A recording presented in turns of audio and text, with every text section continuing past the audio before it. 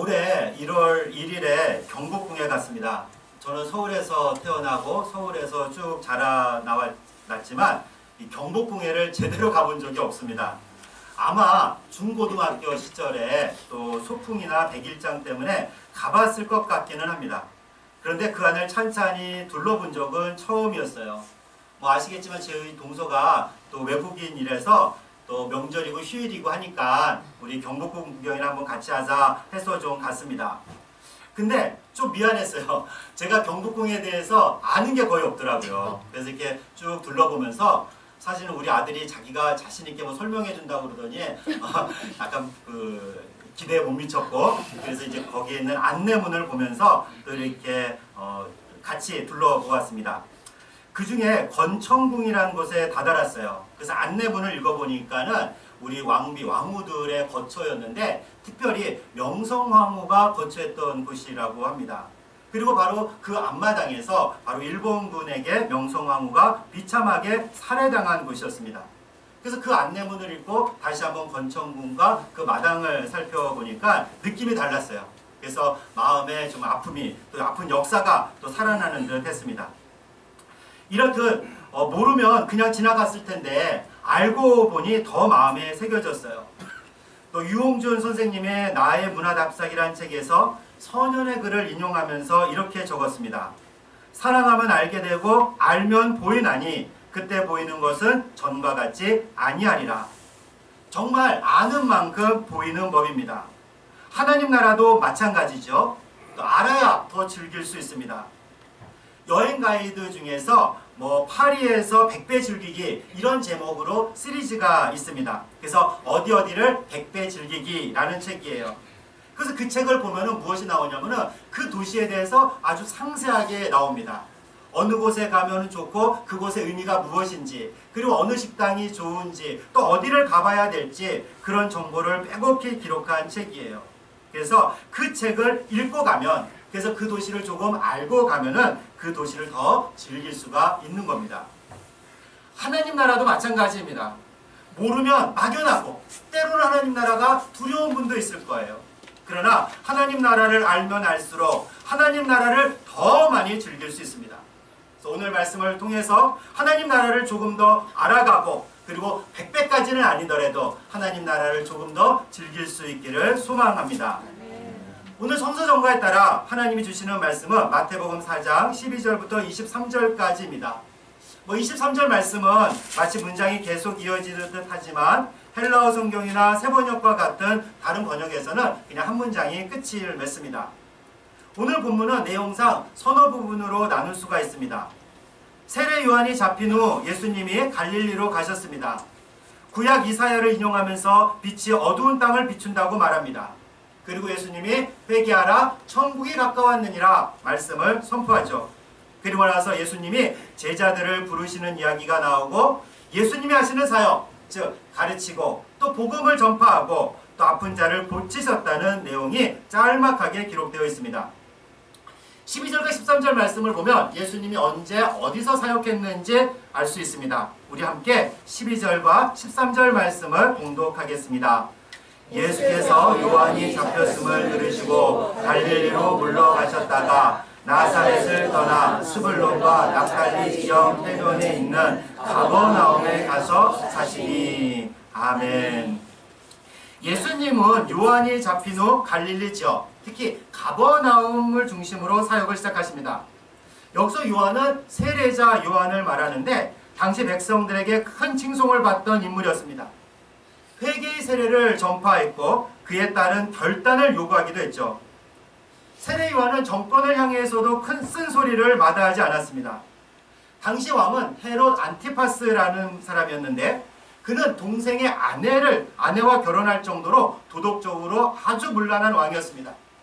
그런 일은 옳지 않는 일이라고 왕을 대적한 사람이 바로 세례자 요한이었어요.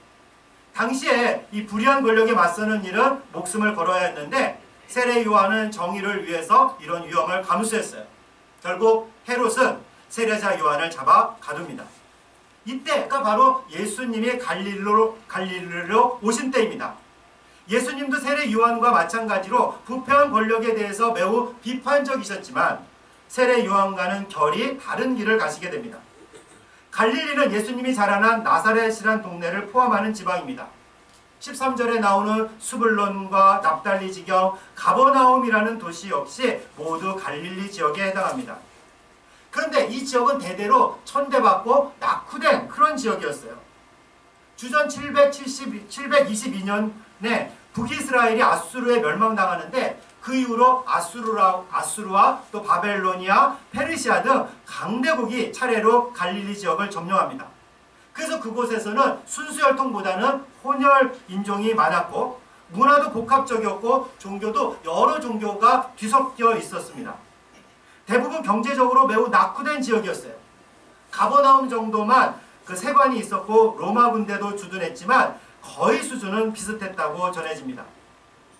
예수님은 바로 이곳에서 사역을 시작하십니다. 낙후되고 가난하고 비참한 동네였어요. 그곳에 사는 사람들을 16절에서 흑암에 앉은 백성, 사망의 땅과 그늘에 앉은 자들이라고 묘사합니다. 예수님은 이렇게 변방에서 어둠과 사망의 땅에서 사역을 시작하셨는데 그럼으로써 예수님은 구약에서 예언된 메시아라는 증거를 받게 됩니다. 우리 14절부터 16절까지 말씀 함께 봉독합니다. 14절부터 16절까지 말씀입니다. 이는 선지자 이사야를 통하여 하신 말씀을 이루려 하심이라. 일러스되 스불론 땅과 납달리 땅과 요단강 저편 해변길과 이방의 갈릴리여, 흑암에 앉은 백성이 큰 빛을 보았고 사망의 땅과 그늘에 앉은 자들에게 빛이 비추었도다 하였느니라. 아멘.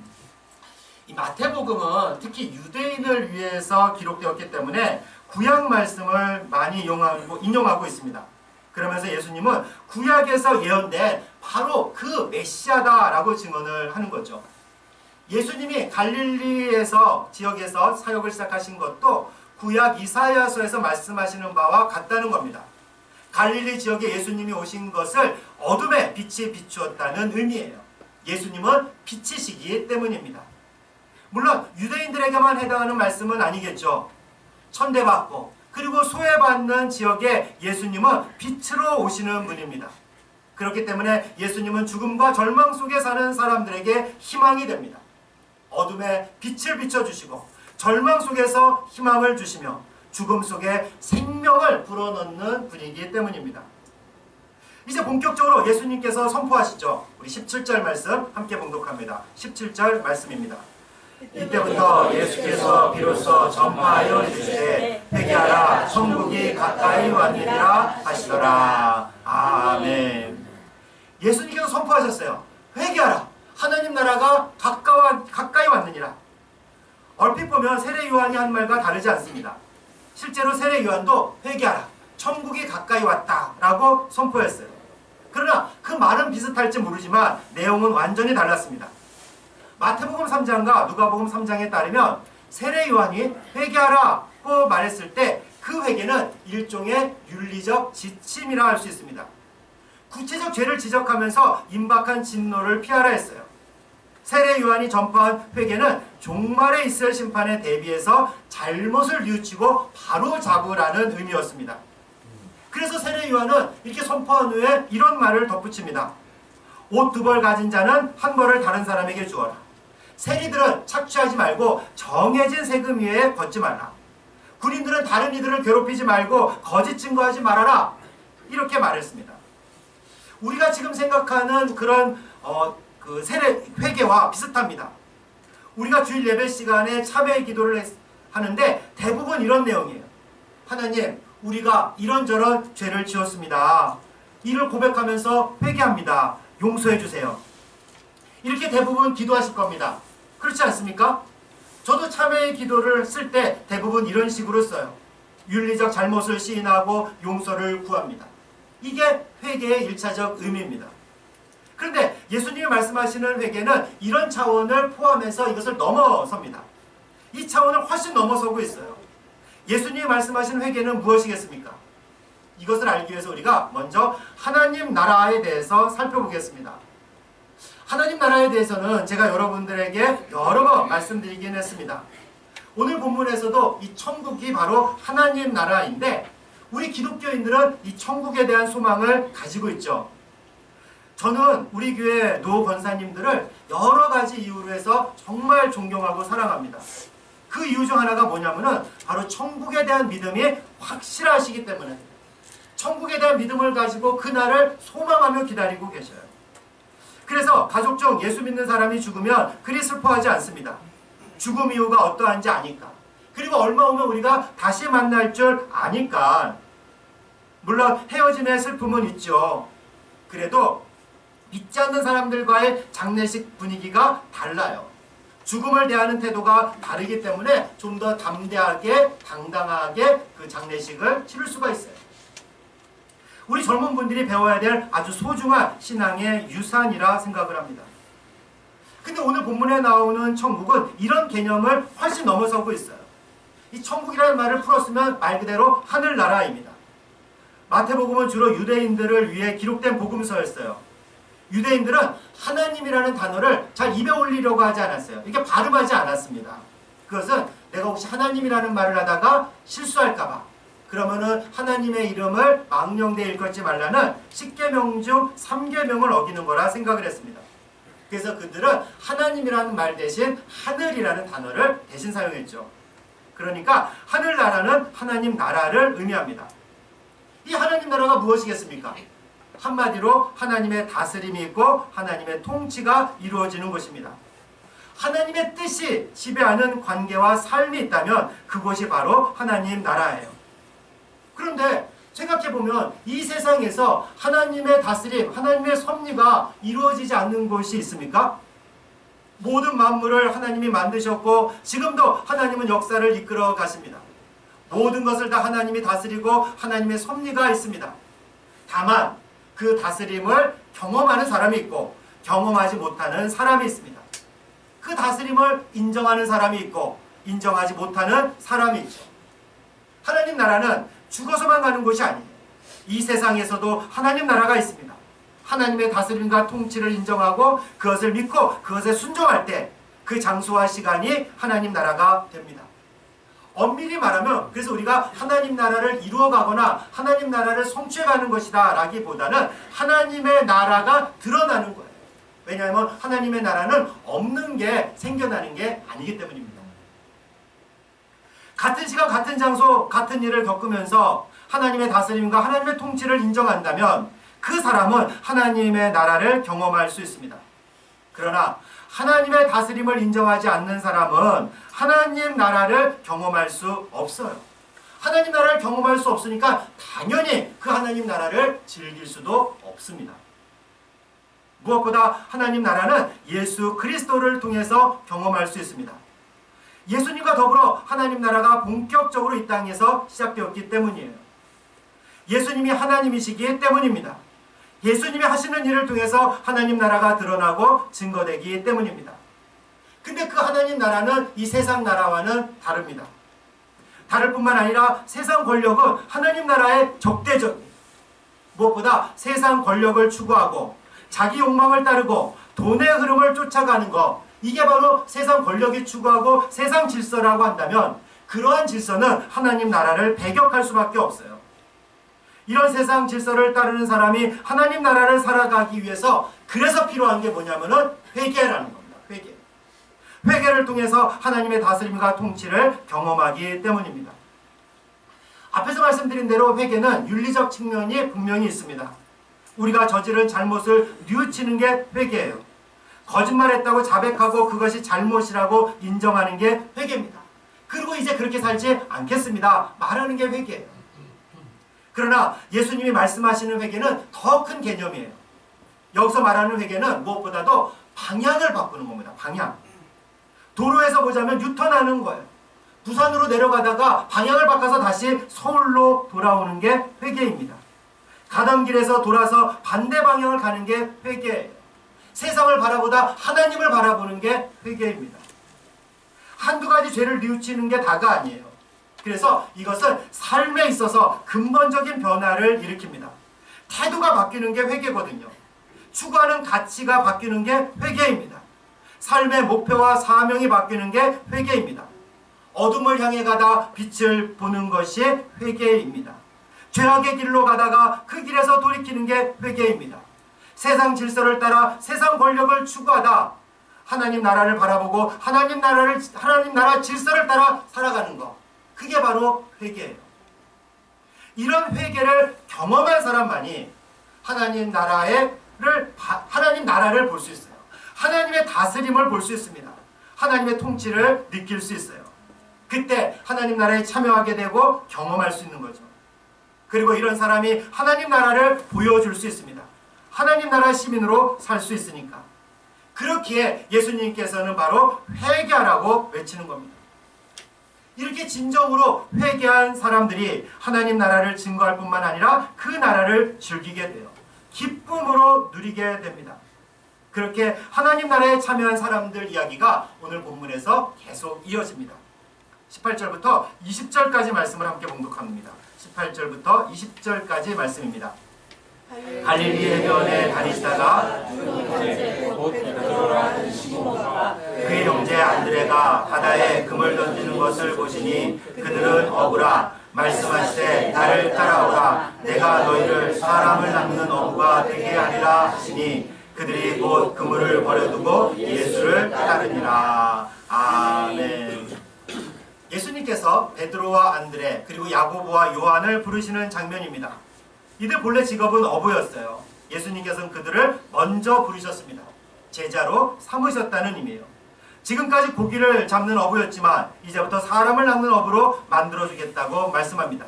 그러자 그들은 그물을 버려두고 예수님을 따르게 됩니다. 예수님을 따르면서 이렇게 베드로와 안드레는 그물을 버렸어요. 그들의 생업에서 가장 중요한 수단이 그물 아니겠습니까? 어부잖아요, 이들은. 그리고 야고보와 요한은 배와 아버지를 버려두고 예수님을 따릅니다. 그럼 직업도 버리고 부모도 버리라는 의미인가? 그렇진 않죠. 물론 사람에 따라서는 그래야 하는 이들도 있어요.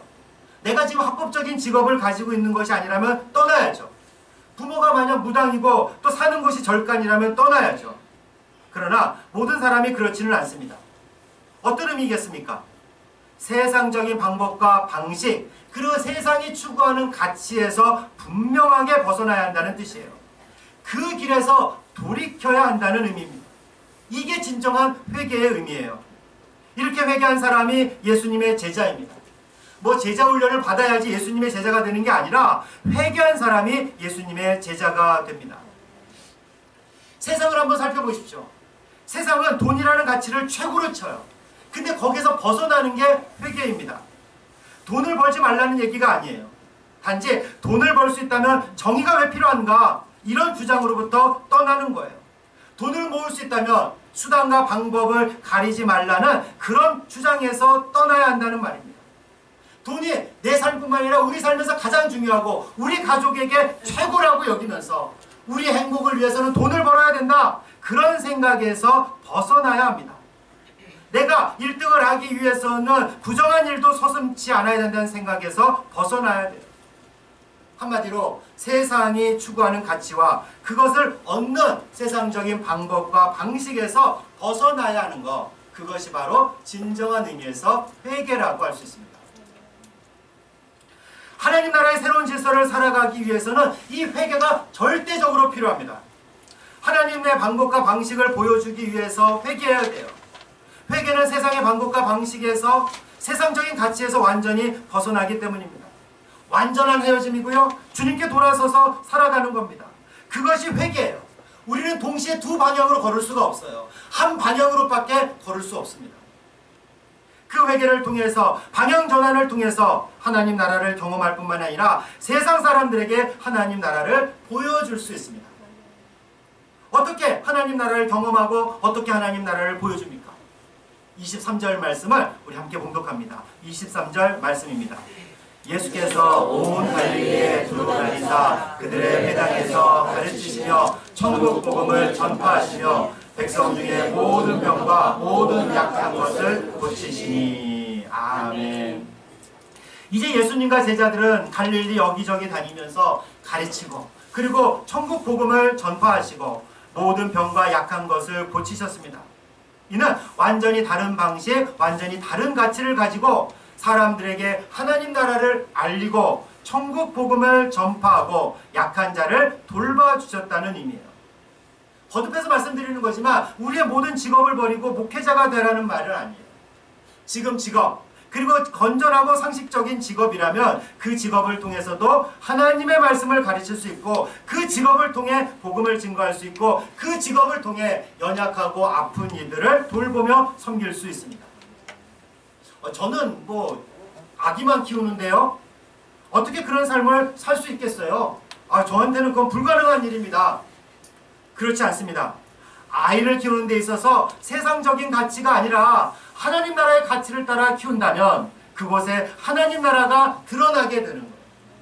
우리 아기에게 내가 비싼 옷 입히고 비싼 장난감 사주고 모든 사교육을 다 시키면서 키우는 대신 하나님 말씀으로 키우고 기도하면서 또 부모가 먼저 본을 보이며 키운다면 우리 자녀들을 통해서 우리 부모를 통해서 부모 자신뿐만이 아니라 자녀들도 하나님 나라를 경험하게 됩니다.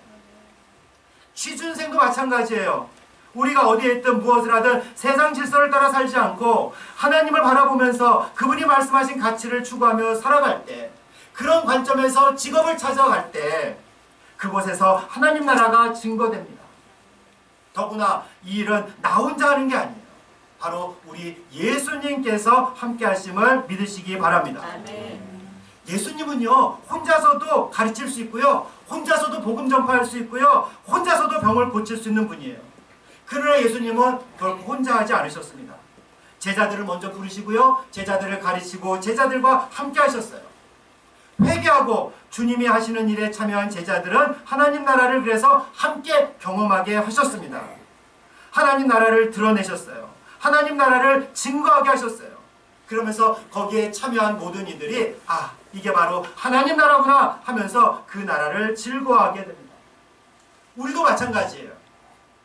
우리를 부르신 예수님이 함께 하시기에 우리가 그 일을 감당할 수뿐만이 아니라 그 나라를, 하나님 나라를 즐길 수 있습니다.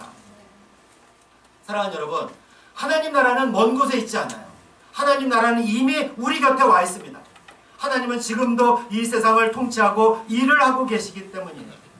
회개하여 하나님 나라로 방향을 분명히 하는 사람들, 세상 질서가 아니라 하나님 나라 가치를 살아가는 사람들, 하나님이 하시는 일에 적극적으로 참여하는 사람들은 그 기쁨과 만족을 누리게 됩니다. 근데 우리가 그렇게 살면은 안 될 것 같죠? 이 세상에서 도태할 것 같죠? 그렇지 않습니다. 물론 남들보다는 덜 가질 수 있어요. 남들이 올라가는 만큼 올라가지 못할 수도 있어요. 그러나 그들이 모르는 진정한 기쁨과 만족감은 그 무엇으로도 비교할 수 없습니다. 오히려 세상 사람들은 그렇잖아요. 가지면 가질수록 불안하기도 하고 가지면 가질수록 더 허하고 뭔가 더 채워야 될 것 같은 그런 불안과 허전함에 시달리게 됩니다. 그러나 그리스도인들은 그렇지 않아요. 오히려 조금 부족해도 조금 덜 올라가도 정말 하늘의 기쁨과 하늘의 만족감과 그런 즐거움이 있습니다. 무엇보다도 하나님 나라를 살아가기 때문이죠. 하나님 나라를 정말 말 그대로 100배 즐길 수 있기 때문입니다. 사랑하는 자매 형제 여러분, 이미 우리 곁에 와 있는 하나님 나라, 모르면 알 수도 없고 즐길 수 없어요. 세상이 아니라 하나님을 바라보는 진정한 회개를 통해 하나님 나라를 알게 되고 보게 됩니다. 비로소 하나님이 하시는 일에 우리들이 그냥 얼떨결에 참여하는 것도 아니고 능동적으로 적극적으로 참여할 수 있어요.